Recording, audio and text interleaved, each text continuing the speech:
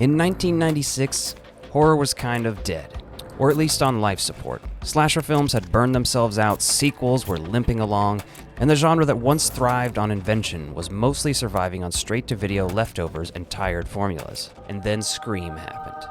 A movie that knew the rules, mocked the rules, followed the rules, and then stabbed the rules repeatedly in the chest. Scream wasn't just a hit, it was a complete reset. It changed how horror talked to its audience, how audiences talked back, and how studios marketed fear. Nearly 30 years later, in 2026, horror is still thriving thanks to the success of Scream. And that's evident with the release of Scream 7 this month. This is gonna be fun. So let's talk about how Scream got made, why it worked, how it reshaped horror forever, and why Ghostface is still calling from inside the house. Scream began life as a spec script called Scary Movie, written by Kevin Williamson, as we all know. Williamson was heavily inspired by real-life news stories about the Gainesville Ripper, but instead of leaning into grim realism, he leaned into something riskier, meta humor. And at the time, I don't think that was considered a good idea. Williamson's script openly referenced other horror movies, laid out the rules of slashers and dialogue, and dared the audience to be smarter than the characters. Studios initially saw it as niche, too clever, or outright confusing. Horror wasn't supposed to be ironic, it was supposed to be cheap and disposable to these studios. Williamson was not yet known as the creator-writer of Dawson's Creek, the hit TV show that would premiere in 1998. Audiences instead were exposed to Scream, Scream 2, and I Know What You Did Last Summer before they ever saw that show. Eventually, the script landed at Dimension Films under Miramax. They recognized the commercial potential, provided they could find the right director. Enter Wes Craven. Oh, shit. What'd you call me? Huh? Not your friend. Wes Craven was not the obvious choice, at least not to him. After A Nightmare on Elm Street and years of being pigeonholed as the horror guy, Craven was hesitant. He didn't want to make another slasher, but once he got the script, he knew he had to say yes. He understood that Scream wasn't mocking horror, it was celebrating it. Even though it was satire, it treated the genre like a shared language between filmmakers and fans. And Craven brought a sincerity that kept the movie from collapsing into parody. That balance between satire and genuine fear is one of the film's greatest accomplishments, if you ask me. Drew Barrymore was originally approached to play Sidney Prescott, which would have made Scream a much more traditional final girl story. Instead, Drew Barrymore asked to play Casey Becker. This is the decision that changed everything for this movie. Killing the biggest star in the first 10 minutes didn't just shock audiences. It rewired their expectations, and it called back to, obviously, Psycho, but elevated that concept. From that moment on, Scream told viewers that no one was safe.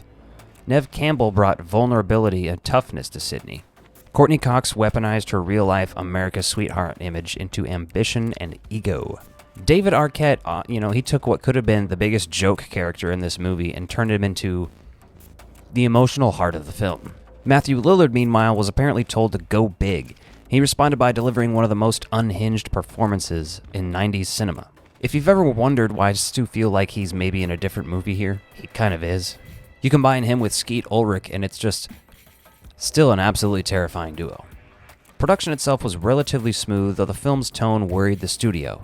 The studio pushed for more violence while the MPAA pushed back hard, forcing multiple edits to avoid an NC-17 rating. What's interesting is the VHS copy I have is actually the unrated version. Ironically, those constraints likely made the film sharper, more suspenseful, and less indulgent, though the set did suffer at least creative differences when they fired the director of photography and replaced him during the filming of the climactic party scene. Scream didn't invent meta storytelling, but it definitely brought it to the forefront of mainstream horror in the 90s.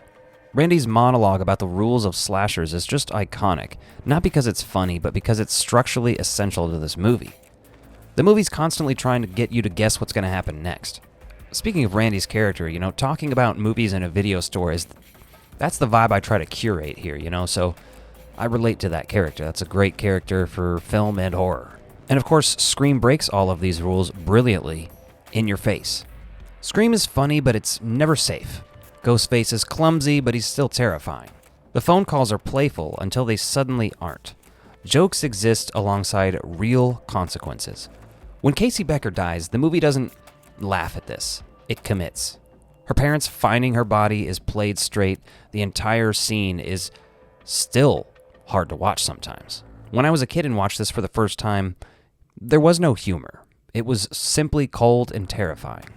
And Ghostface tripping over furniture is just, it's perfect. And if we're talking about humor, you can't tell me Dewey licking his ice cream cone during this very serious police discussion isn't fucking hilarious. The movie is packed with references, so let's talk about some of them. There's multiple references to Halloween, not only the conversation with Casey and Ghostface. Halloween. You know, the one with the guy in the white mask who walks around and stalks babysitters. But Casey's dad tells her mom to drive down to the Mackenzies, which is what Laurie Strode tells Lindsay and Tommy in the original Halloween. The scene with them all crowded around the TV watching Halloween, where the music on the TV suddenly becomes the score for the movie we're watching, and Jamie Kennedy is sitting there yelling, Jamie, look behind you. Look behind you. And like, it's incredible, you know, there's levels to this. Friday the 13th is obviously mentioned during the beginning at the trivia scene. Name the killer in Friday the 13th. Jason!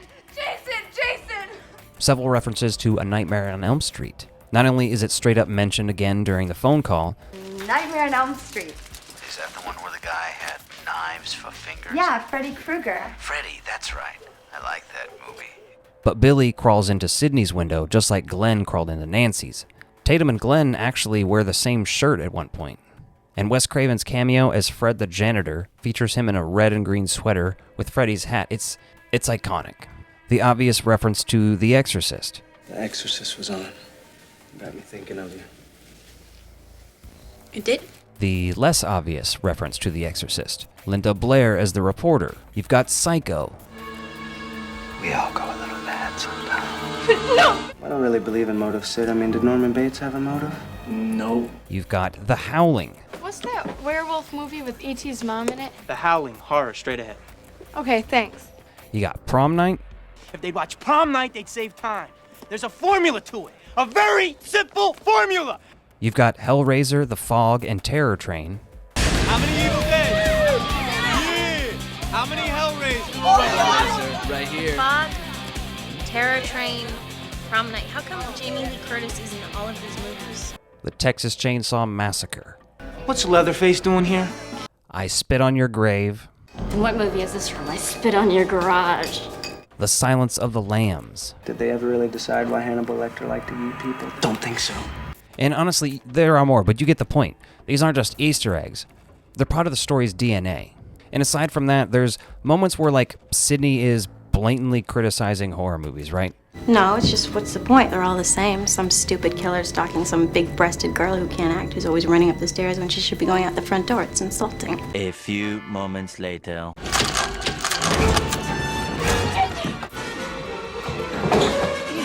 This killer isn't supernatural. He's a horror movie fan. That idea, that fandom itself can become dangerous, obsessive, or weaponized, becomes even more relevant as the franchise continues and as fandom culture explodes online decades later. This was kind of explored in Scream 5. When the movie comes to a climax, we have Randy stating, Careful.